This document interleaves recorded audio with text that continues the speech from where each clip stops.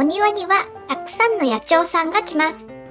12月から3月は季節限定で鳥さんのレストランもオープンします。